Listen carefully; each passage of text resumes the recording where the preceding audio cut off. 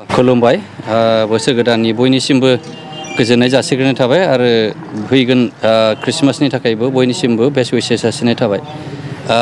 दिनै जों बे सिडली बा 13 नं चिरां कन्स्टिटुवेन्सियाव दिनै जोङो मोनसे प्रग्राम लादों। बेनो जाबाय अनसाय बिथांखि। बेयो शिबनि मोनसे फ्लेगशिप प्रग्राम। बेयाव जों गासै 245 बेयाव ओबीसी एससी आरो एसटी खौ लानानै 245 जन जोङो दिनै चेक राननाय जादों। एसे आवगायावनो लानांगौमोन माखासे जाहोननि थाखाय एंगारहायै प्रग्रामनि थाखाय बेखौ लानाय जायाखै। दिनै जों बेखौ एकदम मोजाङै रायजो राजाजों जोङो जयै बेखौहाय रानलायलायनाय जादों।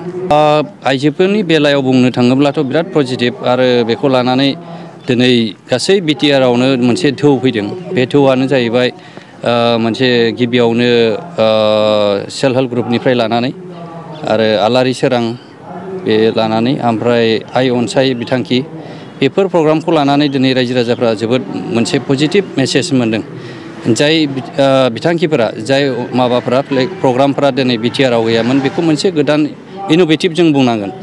दा जेरावहाय जोङो बुंनो हायो दिनै मेक्सिमाम मानसिया जायफोरा दिनै बेनिफिसियारिस बिथांमोनाव सोंनो हागोन नोंथांमोना माने मोजां जादोंखौनो बुङो आरो मोजां प्रग्रामखौ बयबो बाख्नायनांगोन। मोजाङानो मोजांखा बेखौ मुलुगानो बेखौ नुखागोन।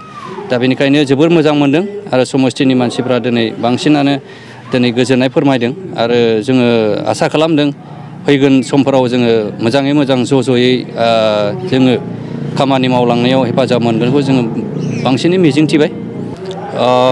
बेयावथ' प्रिपारेसना बिरादानो जेरैबायदि जोंहा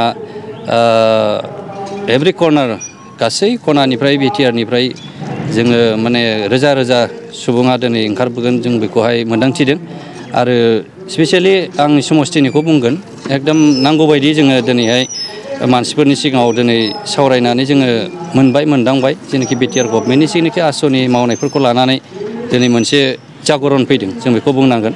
दा बेखायनो बेहाय मोजाङै माने जोङो